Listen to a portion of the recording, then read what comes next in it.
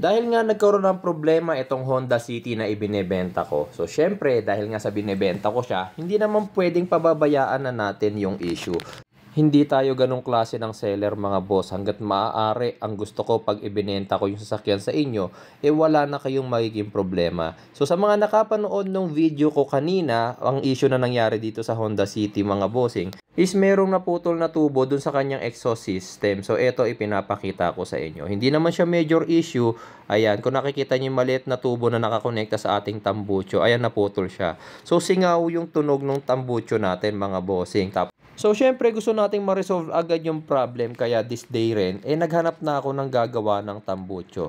Tapos, habang naghahanap nga ako ng gagawa ng tambucho na to mga bossing, lumabas na nga yung check engine tapos ayan nakalagay emission system problem. So, wala nang ibang kailangan gawin doon mga bossing kundi mapagdugtong yung pipe na naputol. Maraming nagsabi sa akin na ibalik ko daw to doon sa talagang gumawa. Pero actually mga bossing, yung gumawa kasi nito is si Speedlab. Based na rin doon sa first owner. Kaso hindi ko naman pwedeng ibalik yan sa kanila kasi syempre unang-una ilang months na mula nang nabili ko itong Honda City. Pangalawa, hindi naman din ako yung client na nagpagawa sa kanila. Si first owner pa, okay? So mas binabuti ko na humanap na lang ng ibang gagawa ng tambucho. Heto mga bossing at naayos na yung ating tambucho. Minor problem lang yan mga boss pero syempre hindi pwede sa atin yung bahala na. Kailangan mapaayos natin yan. Ayan. So na-welding na siya. Hindi ko alam kung anong klase ng welding ang ginamit dyan. Umalis kasi ako tapos kumain lang ako sandali. Tapos pagbalik ko, ayan malapit na silang matapos. After maayos, eto at i-check ko muna. Kanina may mga lumabas na error code, 'di ba? Tapos eto ngayon, tingnan natin kung wala na error. Siya nga pala nung nag-weld sila is tinanggal nila yung battery connection kaya tuloy lumabas yung mga error codes na 'yan. Pero yung exhaust system malfunction kanina hindi na bumalik. Ngayon, ang kailangan na lang gawin mga bossing dahil nga tinanggal yung battery connection, parang na-reset ngayon yung ating ECU at yung ibang mga modules. Kaya lumabas yung error code na yan. Mostly sa mga error codes na lumabas na yan, may kinalaman sa traction control, sa lane keeping assist. Okay, so ang kailangan lang gawin mga bossing is i-drive nyo ng ilang kilometers yung sasakyan. Kailangan kasing makalibrate ulit yung mga sensors kasi makikita nyo pati dun sa taas, diba? Nakailaw din yung sa cruise control niya.